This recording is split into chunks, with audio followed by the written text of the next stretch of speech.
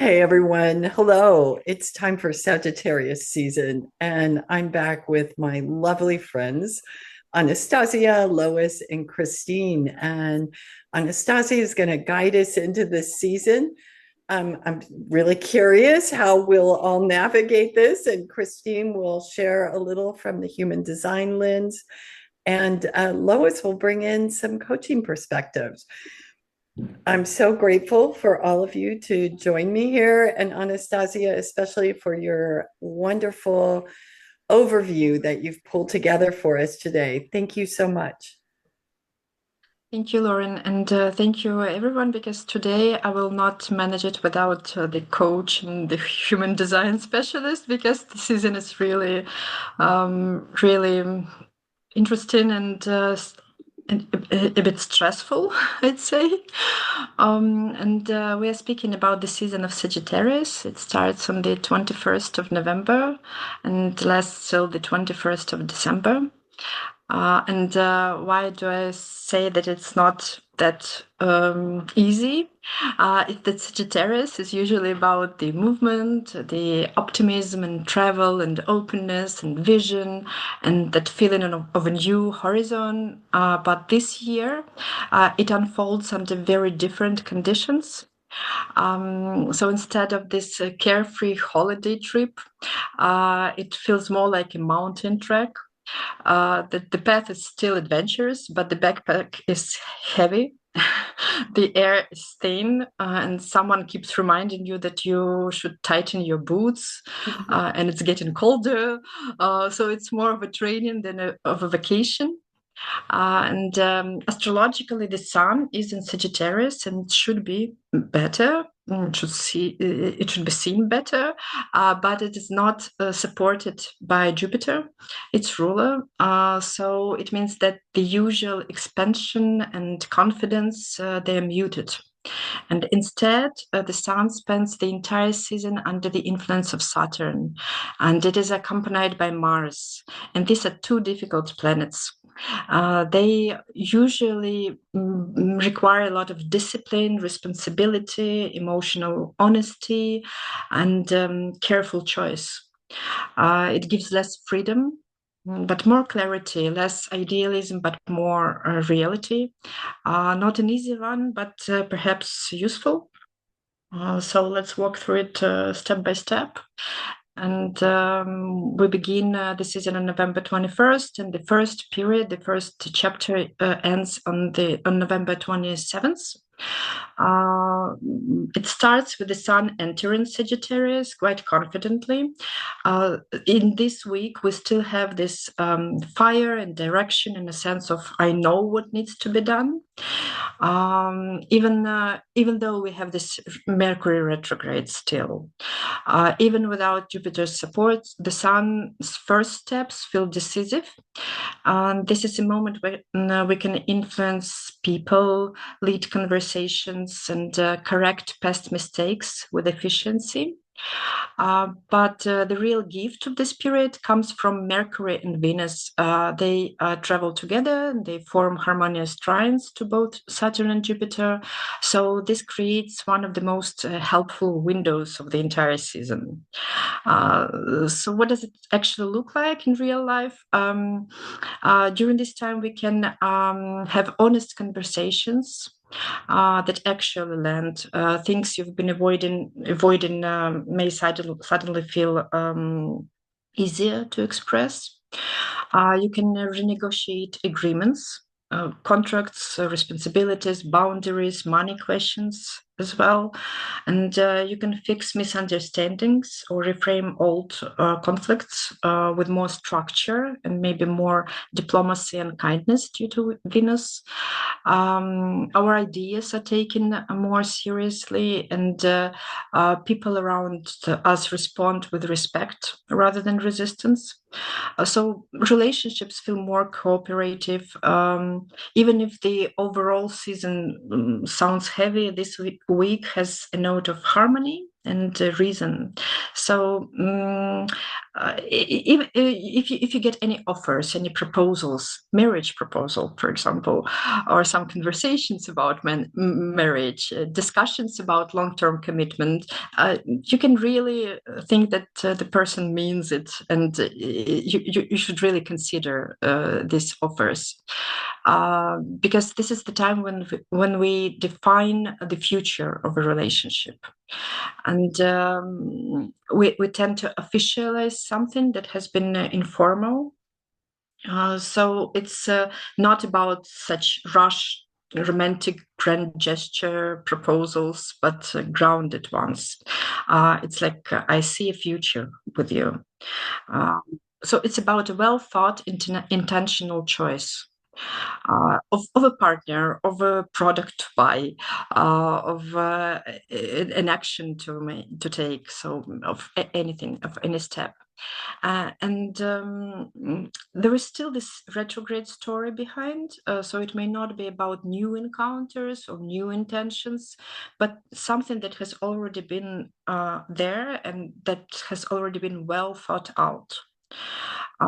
So it's good to finally organize some paperwork that's been hanging over you, or sort out travel plans or holiday logistics, solve or resolve a problem that felt too complicated before, reconnect with someone after a difficult conversation, plan a collaborative project or any team building activity, make a purchase that requires both logic and emotional clarity. And I think it's the best time to think of Christmas presents, even though it's a bit too early, but later it may be more difficult.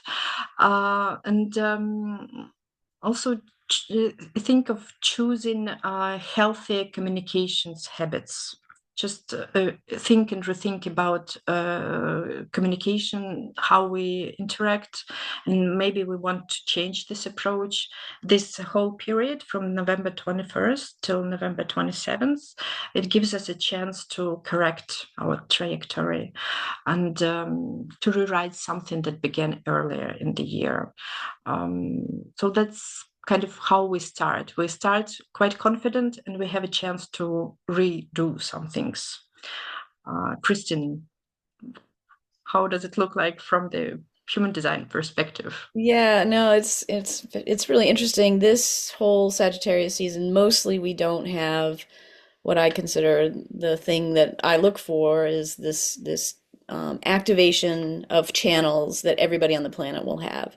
And mostly we don't have a lot of that in Sagittarius season, except for at the very beginning at this part, where we have the gate of power. The sun will be in the gate of power, which is gate 34, and it will be connected to the gate of the now, which will be in the earth position. And so when those two gates are connected, the channel of charisma is on for the entire planet. This is a very fast acting energy, right? So I was listening to some of what you were saying, and though I see this like ability to make, intentional choices and whatnot, this energy can also be less than intentional. It can just be fast acting. The line for this energy is the space where thoughts must become deeds, right? And so you get this movement of life force energy to make something happen in the world. And so I do think that it could be a pretty active time, and it's absolutely possible that you could be, pushed to move on things that have been sitting around on the back burner, and you're like, oh, I've got to do that thing now. Um, and also, we have just moved from a human design perspective. We've just moved into the quarter. There are 4 quarters in the wheel. We've just moved into the quarter of mutation, and mutation is all about change, right? And so, a lot of what you were talking about, to me, I was hearing like there's things that are uh, fixing to change, as we would say in Texas, right? So that may also be an underlying energy here. And then I will also offer that, you talked about Mercury and Venus. Those will be both in gate 43 from a human design perspective, which is the gate of insight and breakthrough, right? And so all of that energy I can kind of see in this very first few days could be very much in line, I think, with what you were talking about. Yeah, it's interesting. It's just that from the astrological perspective, if you don't think well on what you are doing now, or if you haven't thought about it before, if it's something new, it may happen that later on in the next month and later on in December or January, you will have to redo it, to reconsider it. So yes, you are pushed to to act, but be careful with something new that's coming, because it may not have enough ground. Yeah, yeah, I love that because this channel that's going to be on for everybody is the one pure manifesting generator channel in the chart. And a manifesting generator type is known for being fast acting and missing steps. And so that kind of goes right in with like, yeah, you might be doing something, you might be redoing some of this, right? Like it's that same energy. So I think that that's interesting. Yeah. And I It's expect like, yeah, Lois, sorry, it sounds like a real time that when you're feeling like we need to be doing something, it's just to take that step back, just and like recognize that there's all this energy coming, and because there's so much to take advantage of here. It's Mhm. just don't rush. Yeah. Give yourself a minute. Like don't put the mail, the letter in the mailbox right away, kind of thing. Reread it. That Absolutely. approach to everything. Double check. Yep. I just have a question I want to clarify. So, if it's something that's been simmering on the back burner, it's an idea or a conversation, it sounds like this is the time to act. But if it's something that's coming in new, maybe it's not the time to act. Is that what I'm hearing? Yeah, maybe it's time to take a note of it and wait at least till middle of December. The middle of December is not that easy to start anything, but then you will reconsider what you have thought at the end of November, and then you will have a better understanding, and maybe you can take actions later on. So yeah, if it's something absolutely new, it may not be the best idea. It may not work out the best way. Yeah. Thanks. Mhm. And after this first relatively constructive week, we will have not a bad period, but a short period from November 28th till December 3rd. And that's when it is a bit quieter. But there we have a very important threshold. The days around November 28 and 29, when two things happen almost simultaneously. Mercury stations direct, so it changes its direction, and Saturn also turns direct. And they both are slowly gathering their strength. When a planet stations, it appears to stand still in the sky. And symbolically, this is exactly how it feels in life. Things slow down, pause, hesitate. But this time, we stop, like we did it the same and when they turned retrograde a few weeks ago. But then we stopped and we had to reconsider things. And now we stop before making a big decision. It's a powerful stop, as if you're holding your breath before shooting. Or if we continue this analogy with our mountain trip, that this is the flat plateau where you stop to catch your breath, to tighten the straps, to check the map and the weather forecast before heading further. So it's like a stop before going further. And the best way to work with this period is not to push, but to anchor, to fix things. So fixing the change. This is a great time to consolidate your position, to confirm agreements that have already been forming, to send in applications, documents, or formal requests, even though it is slow now, but it will work further. And it's also a good time to gently remind others of their promises and obligations, if any, and good to put things in writing, literally or symbolically. So we're not starting from scratch here. We're stabilizing what has already been in motion since early in the month or even early in the year, because Saturn was retrograde since July. And in simple, more practical terms, it is best to use these days for organizing our schedule before all the intensity of the month starts. It's good to finish tasks we have been postponing, to make some small but meaningful progress in areas that feel stuck. We may even feel that here it is, here it comes. Perhaps someone will receive the answer that one was waiting for, or some mail will come, some information will come that you were waiting for, that it was a piece of missing information that you needed. And any delayed answer from authorities as well, from officials, because now officials are starting to move on. So it's it's also a good time to notice where you need clearer boundaries with time, with energy, with other people. And commitments made now tend to be serious. They're not just emotional impulses, they carry weight and consequences. So yeah, it's still a good time to choose gifts. It's okay. It was better before, but but now it's also okay, especially for people who play an important role in your life. It's when we understand better ourselves and others, and in the long-term perspective or in the wider perspective. Romantic ideas may also come up, and new relationships can come up, and some romantic shift in the existing relationships, partnerships. So it's relatively stable before the energy becomes much more intense and stressful. And these are also the last days before the full moon. And it means that we usually see things better during such time. So my suggestion is to look back at your year now, not even the month or 2 weeks, but the entire year, and wrap up what has been done. Because the end of the calendar year, when we usually do it, may not give such an opportunity to see things more or less objectively. Now we can see it better.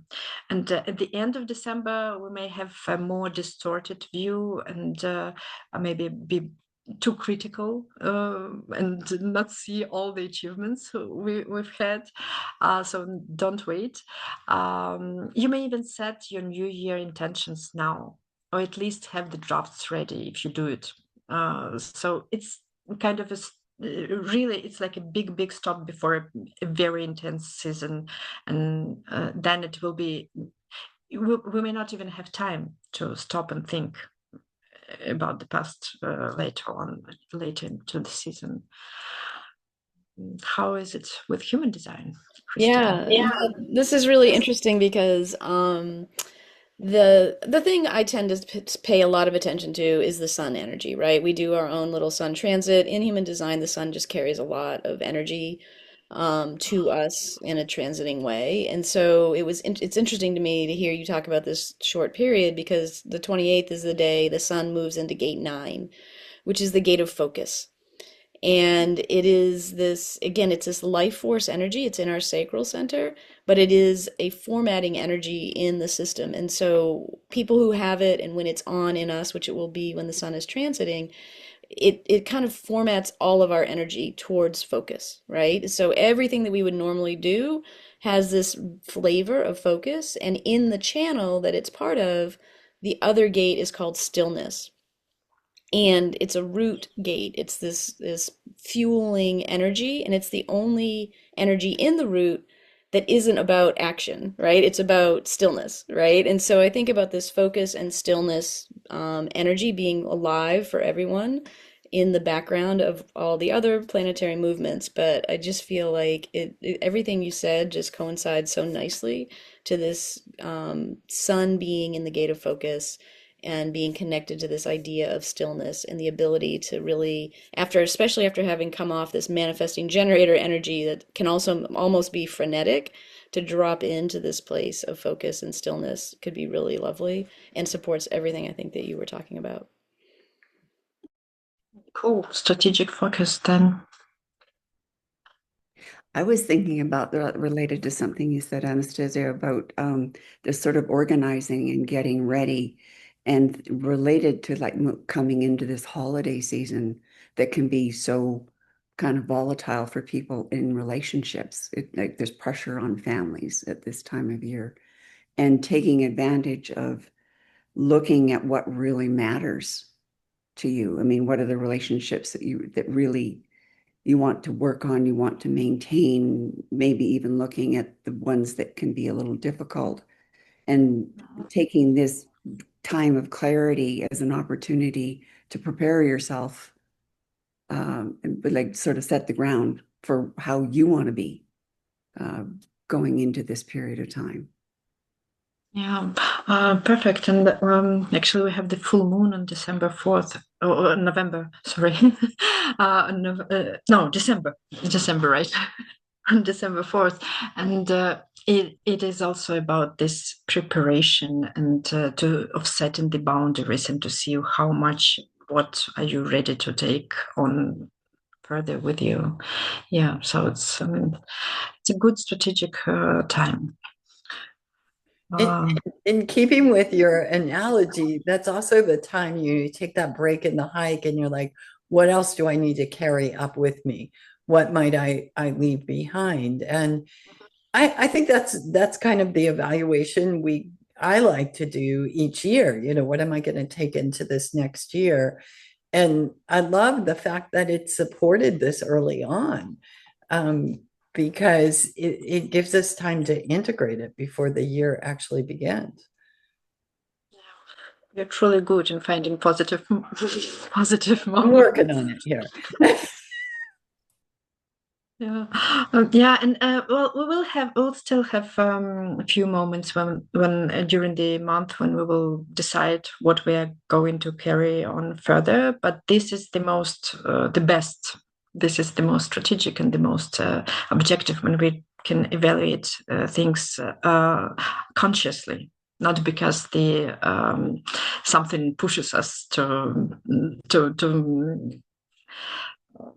refuse to carry something with you. So yeah, and the biggest, probably one of the biggest emotional moments of the season arrives with this full moon that I mentioned on December 4th. And the full moon is actually in Gemini.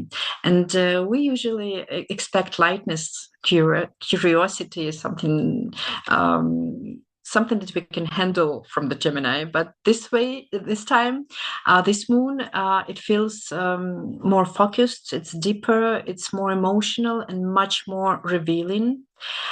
It's the kind of moment when something suddenly clicks into place. A truth is revealed, a pattern that you suddenly recognize, or a conversation that brings everything into focus. It's less about thinking that we usually have with Gemini, and more about finally seeing what has been underneath the surface. This can feel uncomfortable or liberating. It depends on what comes up and how you react. It's again, it's in the mountains. It's like a sudden viewpoint when you see the clouds open for a moment, and you see the whole landscape, and sometimes including the storm gathering further ahead. Some people may receive unexpected, unpleasant news. Others may notice clarity around a relationship, responsibility, or personal boundary. And for many, I believe it will be an emotional moment of honesty. Like, I didn't want to admit this, but now I cannot unsee it. It's here. I don't believe that this full moon is here to overwhelm us. It's perhaps is here to realign, because if you see the storm, you know what's going on. It's much better to see it than not to see. So it points you toward what's real, what needs attention, what no longer fits, what is over. And I believe it's truly very important to admit the truth, which we get around the 4th of December, because later on it will be easier to navigate all the stress that's coming. Do you, Christine, have anything about the full moon? Yeah, I think it's really interesting. The full moon, at the moment of the full moon, the moon will be in gate 35, which is the gate of change. But it's interesting at that moment, again, the moon's only in that gate for whatever, like half a day or so.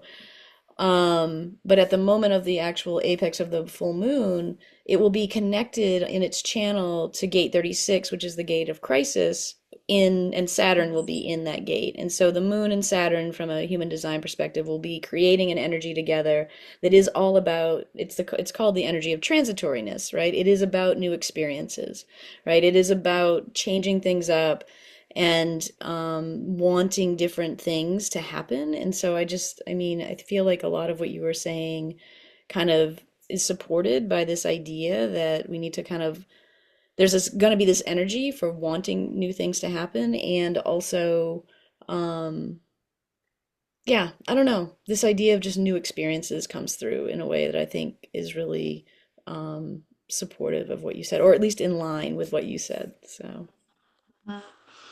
Yeah, and after all the retrogrades, we have this change as well. So it really is. Usually we say that the new moon starts new chapters, but here we have this full moon that starts everything over. So yeah, and the days after that, we have the bigger chapter. It's December 4th, December 15th. So we have almost 11 days, and it's probably the most difficult section of our trail, because at this time the energy becomes genuinely challenging. This is a period where confusion, pressure, and even deception are much more likely than clarity. And here several things pile up at once. And together they create conditions where it's very easy to make a mistake, to trust the wrong information or the wrong person, or to act on something that later proves false. So this is not a time for big moves, although we have this internal push to move. And the source of tension is Mars. Because throughout the whole period, Mars disrupts. It is weak. It hides under the sunbeams. We don't see Mars during this time. So it's acting behind the scenes. And this often translates into unclear motives of people, passive-aggressive behavior, sharp emotional reactions, and actions that feel overall chaotic or inconsistent.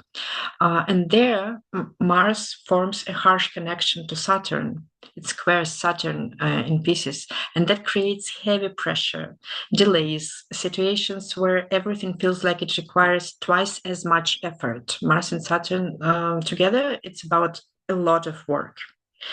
And at the same time, almost at the same time, Mars clashes with Neptune.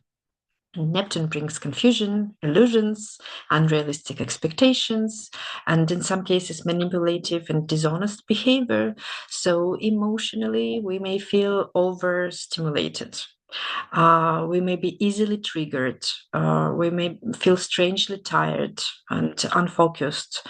So that's really a period where decisions are driven more by stress rather than clarity and internal decision. It's something that comes from outside, and it's very easy to feel lost, overwhelmed, overstimulated, as I said. There is some help from Mercury. At least it tries to bring order, but I'm not sure it will have much success, because around December 6 and 7, it reaches a point where it can bring grounding and structure. It repeats these nice aspects to Jupiter and Saturn, which we already saw in the end of November, because it had turned around and made the same aspect for the second time, actually for the third, but in this season for the second. But there is a difference. Back then, in November, Mercury theme was supportive. It helped clarify, stabilize, finalize things, everything we've discussed so far. But now it works in different conditions, because Mars kind of wins over Mercury. So instead of stabilizing, we may confidently come to wrong actions. We can be confident that we are in the right path, and then find out that we chose the wrong one. So the logic seems right, but the way we act and what we choose may be wrong. So this is not the time for really difficult decisions, for important agreements, especially for big purchases and for selling and buying property, or committing to something long term.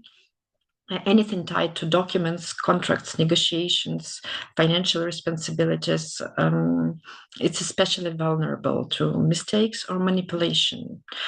And real estate decisions are particularly at risk. But really, it's a general advice. When it comes to individual situations, they may differ. For some of us, it is a red flag. For others, a manageable transit. So if you have to make truly important decisions, it's best to consult your astrologer. But normally, it's just not the best time. So not the best moment for confrontation as well, and not the best to solve a relationship issue, because this emotional climate is too reactive, is too charged, too unstable. What is best to do is better stay stay close to the marked path instead of venturing off into unknown. So it's good to use this time to handle what has a past, not what belongs to the future. So if you are resubmitting something, resubmitting forms or documents, finishing tasks you began earlier, if you're fixing something that was left unresolved, or at least if you are dealing with practical matters that simply need to be completed. Nothing big, just going over your to-do list. Old familiar tasks, they are fine. And in this time period, there are two smaller. I would say that December 4th till December 11th is. I would focus during this time on doing only what is absolutely important, and also on stabilizing your nervous system. Practically, this week is less about heroics, some adventurous things, and more about keeping your breath steady. So fewer to-dos, fewer open tabs in your brain, more warm tea and simple grounded actions. And from the 11th till the 15th of December, it's a period of stronger confusion. These are the most misleading days of the month, I believe. So it's better that why I'm speaking about nervous system, because if before the December 11th you stay calm, the calmer you live this week, the easier it will be later on. And you will be able to recognize where you are confused and where the chaos comes from. You will be able to see your path later. So our task during this entire period from December 4th to 15th is to get as stable as possible, to stay as stable as possible. Yeah, kind of such a nervous time period. Could you agree? Well, please, Yeah. please don't agree, Christine. Please tell me it's something different. Yeah, no, I mean, I wish I could say it was something different, but it's a lot the same, just a slightly different lens. So I didn't notice this earlier, but that channel of transitoriness that I told you was on during the full moon actually continues on for several days, from like the 4th to the, I don't know, 11th, I think actually, or the 7th, I guess. And so that is an emotional manifesting energy, right? It is the connection of the emotional solar plexus to the throat. And so you were talking about this thing about being easily triggered and emotionally, that thing is very much that kind of energy where there's this wanting and desire for, like I said, wanting new experiences, getting, feeling stuck or whatever, and wanting that at some level and wanting to initiate something new in the world. And so it can be volatile. It can be, or it can be triggered from the outside to be volatile. And at the same time, you talked about Mars. Mars, from a human design perspective, is in gate 11, which is in our ajna. It's called the gate of ideas. And so I think about that in human design, we talk a lot about mind energy, right? Like not making decisions from our mind, because that isn't where what's really truly correct for us happens, right? What's truly correct is in our body. And so I think about this time, this, December 4th to the 11th, really from a human design perspective, where there's going to be this emotional energy in the body to want to do things, and also this kind of quiet mind energy, thinking that you have all these ideas about things that you should be doing, or telling you shouldn't do it that way or whatever. So it is going to be, I think I agree with you, it's kind of a fraught time energetically, as far as like, do I listen to my mind or do I listen to my body? And listening to your body in this particular, stretch of time could put you in, emotionally activated places where you don't want to be. So I can't really say that this is helpful, but just recognize that it might be showing up. So Yes, so we need help from Lois and Lauren. What do we do? It was interesting as I was listening to you, and I was thinking this metaphor you're using of climbing the mountain. And as I was listening, as like the air was getting thinner, as we're going up. And it made me think about how important that is, like when we're climbing here, is to, when that starts happening and you start feeling really worn down, and then you start thinking not very clearly, is like the slowing down and just taking I just need to take one step at a time here, get through this piece of it, because there's a beautiful meadow up there somewhere, right? And I know I want to get there, but there's this difficulty, and just like, so there's the slowing down, but so that's a resourcing of ourselves. And there's also a possibility I'm thinking about, are there ways that we could resource ourselves going into this? Because you use the term like support. Where is the support that we need? Because that's going to be different for all of us. Yeah, it's like we are getting more tired, and like the every step has a cost in the mountains, and that's what we may feel. Don't want to fall. Yeah, this reminds me, there's a trail that was my husband's favorite when we spent a lot of time in the Pyrenees. And it gets to this point where I want to just go back. It's rocky, it's barren, it's not beautiful. Yeah, once you get through there, it opens up into this spectacular place. And I remember what it feels like to be playing with that mentally, like keeping myself in the present. Because if I don't, if I just get all whiny and I'm going to slip, I'm going to fall, something's going to happen.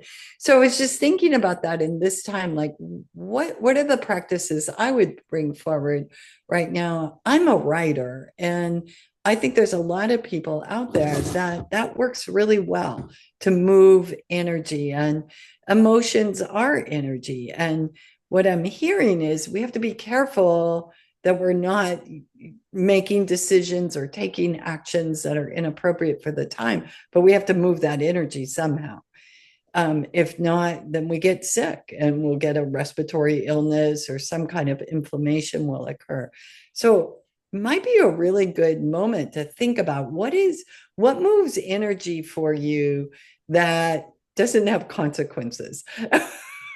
And maybe it's writing, maybe it's swimming, maybe it's dance, maybe it's I also thought about collage at this time because it's so messy, right? Like get all the pieces and try to make sense. I think that might be one way to look at this period. It's nice. Make get the puzzle. We call it puzzles or collage. Yeah, it's beautiful. Yeah, but I must say we will have to do it also till the end of the season. I'm afraid. Oh, yeah. The only difference is that around December 15th until 21st, we still have this air thing, and it's we feel tired, but it's getting even colder. Because both the Sun and Venus form a tense connection with Saturn, and when Saturn meets with Venus, it's always about getting colder. It's always about such kind of pressure that results in emotional distance, in feeling that I'm lacking. I lack something. I don't have enough. I don't have enough resources. I don't have enough time, money, energy, love as well. They are suddenly all limited, and it's less about confusion and all these pieces for collage. It's more about I've had too much. I need to rid of some of them. It brings a sense of being alone with your responsibilities, and that there were too many responsibilities. I'm not ready to take all of them. And it brings this reduced warmth in communication, and disappointment or pressure in relationships. That's the period when we may feel less supported, even less supported than expected, more withdrawn, and simply unsure how much I can give to others without draining myself. So we have this in relationship.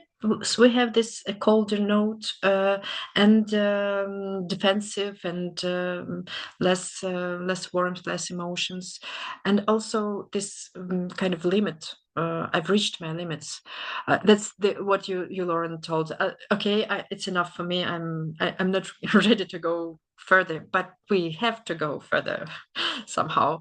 In some situations, we may decide not to continue what we were pursuing. We may take important relationship decisions. We may break up some partnerships.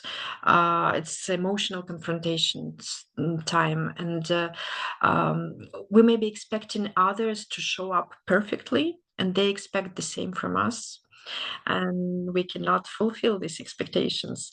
And I would also suggest that we should not pack our schedule too tightly during this period. Everyone has reduced bandwidth here, so it's not the best time to take some more. And speaking of Christmas, I almost forgot. If you didn't manage to get all the gifts at the end of November, beginning of December, do it at least before December 15th. While you still have this emotional resources, physical resources, and when you still are ready to give something, because this is quite a greedy time after the 15th, greedy for everyone, also for oneself. So yeah, and we have this new moon on December 19th, almost at the end of the season.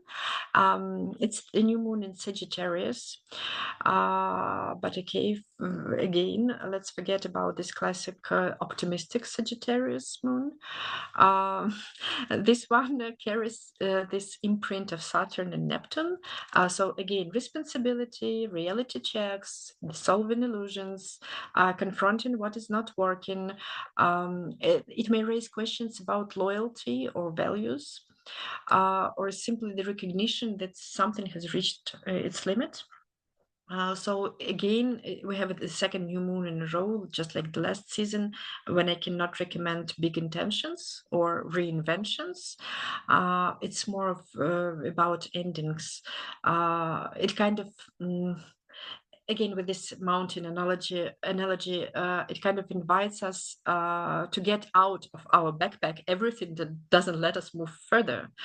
So release expectations and understand your limits and commit only to what is sustainable. And because Mercury is strong at this point, luckily, at least Mercury looks more or less operating. It's logical, it's sharp, it's well positioned. So the best decisions here come from thinking, sorry, Christine, from our mind.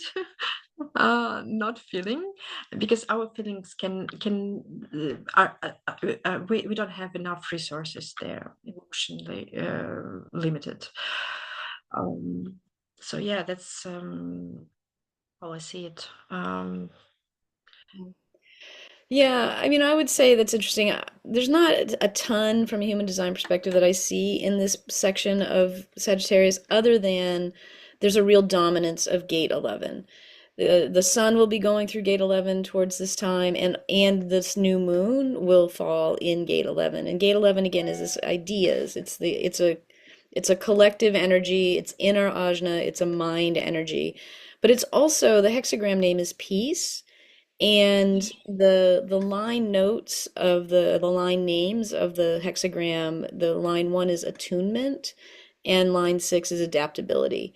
And in human design, we talk about there's a bit of a trajectory in the energy of any gate from its first line to its sixth line. So this idea of attunement becoming something that helps us with our adaptability, I feel like actually coincides a bit with what you're saying, right? Like, yes, it is a mind energy, and yes, we should not be, driven by our mind energy, but it is also here, in service of our, beingness too, right? And so gate 11 is, the lot of this gate 11 energy that's going to be showing up at the end of this Sagittarius season. I feel like attunement is actually a really useful word. Like, okay, what am I thinking here? What is that? What is the outside world offering me? What does that mean for me? And, where do I need to where do I need to change things up, right? We have a lot of this change energy too from a human design perspective. And so this attunement and adaptability, I feel like can maybe offer some guidance over that last period of the season. Do you see anything with the changes in terms of getting rid of something that you have to leave something behind you in order to move further, or there is nothing in there? Well, it's interesting as you say that. I look at the body graph. Let's just say the transits that on any given day towards this last part of the season, and it just so happens that there are no splenic gates being activated. And so in this, we always think in human design about letting go of things being something that is a spleen energy, right? Like, are you holding on to things that don't serve you any longer? And so there are no activations there in this time, which is, I think, a little odd, actually. It's kind of interesting. Almost all the activations are over more on the experiential side of our chart, this wanting new experiences, and emotionality. And so I don't know, it could be tricky. Like, it could, lack of activation could mean, hey, you're wide open to let go of anything you're done with. Mhm. Or it could be like, sorry, I don't have any support for you here. So I'm not sure which way that might actually go. Okay. It's fascinating to me that I mean, this is happening like this, like you said, this sort of greediness of the needing to look after the self. And that this is happening at a time when there's so much pressure to be keeping everybody else happy in a way, to be doing what everybody else wants. And it's a time when people do all kinds of things that they wouldn't normally do because the family's doing it or their friends or coworkers are doing it. And so it feels like it's going to put people in a bit of a double bind this particular season. And and then there's like Christine, you saying about needing to change things up. So in this idea of not overloading your schedule at a time that it usually gets overloaded and changing things up, are there different ways that we as individuals can approach what the season and get what we need and want to give out of it, maybe in a different way than we have in past years? Yeah. I, I, I believe we can at least try to do as much as possible early in the season, plan accordingly. And then what I feel is important is this lack of love. Universally, when in the atmosphere there is lack of love, but it also depends on us. So we may be reserved, we may not share our life with everyone, but we may choose where we do not want, whom we do not want to, not to love, not to show our love. That there is a close circle of people that you want to stay attached to, and that's kind of a ground, kind of a basis. And when these people together, even if it's a very small circle, if they show and demonstrate love to each other and stay together, then you have more love and then you can share more. So it's about maybe the period of time when we should stick to the closest circle that we have. Be very choiceful. Yeah, Yeah. right. Yeah, it's interesting to hear you say that because, if you think about when you're saying like we don't have this global universal love right now, for me, gate 25 is the gate of innocence and the gate of universal love, which is where Neptune is currently, right? And so, right, so I think about this idea about, yes, it is there for us, it's just super veiled, right? And so I thought that just struck me as interesting the way you worded it and the fact that that's the position that Neptune is in the current, heavens. And also, when you were talking, Lois, it made me think about like in human design, there's this idea of global cycles, and they're about every 400 or so years. And 2027 is a demarcation of a new global cycle. We'll be moving from the cross of planning into the cross of the sleeping phoenix in 2027. So from this perspective, this holiday season is the penultimate. There's only one more holiday season in this final global cycle. And so when you were talking, Lois, it made me think about this opportunity to change up. Like a lot, I think, as much as Christmas has beautiful things to offer, the current way Western society practices Christmas is showing up as being very difficult on the planet, very difficult on humans. It's just not working in a lot of ways, right? It's bringing us into places that we as a universal love species aren't doing, it isn't really conducive to that. And so I think about this from a wider lens, like how can we change things up to refocus this season back towards something that is really lovely and beautiful, that is at the core of this season, that we've gotten some distance away from, I think. So I don't know, there may be something in that as well for folks. This song "Looking for Love in All the Wrong Places" keeps coming up for me, and I think that that's a little bit of that tension of this time, right? We're pushing up against these things that aren't real, and Neptune isn't helping us in the experience. So accepting that, I mean, that's what I'm really hearing here is we just need to accept that we're probably not going to look in the right places, and we're probably not going to solve these things. And so what can we do this period, right? Is make some art, write some nice stories, bake some bread, and take care of ourselves through it. And maybe we take away that lens of this is a period we have to accomplish things, which is what you were saying, Lois.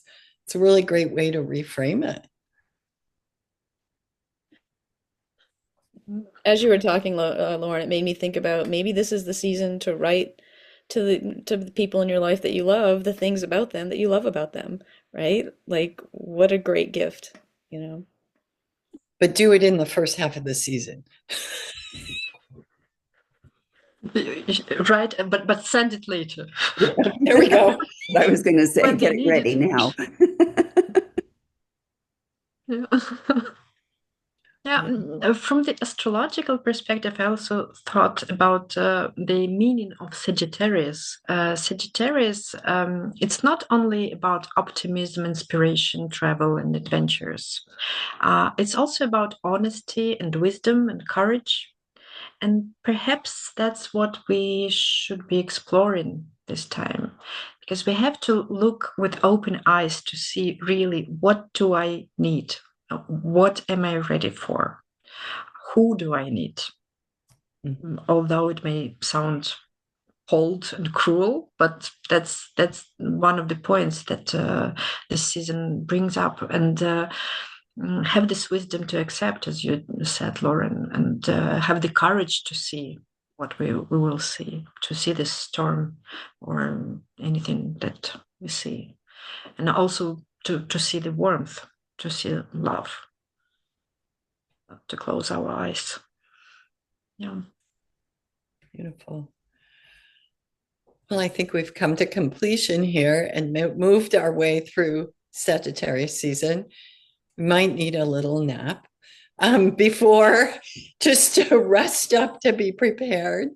And Anastasiia, I want to thank you again for sharing your insights, and Christine for enhancing them with your human design wisdom, and Lois for bringing it all into an integrated concept, and we can put it into real time. So thank you all.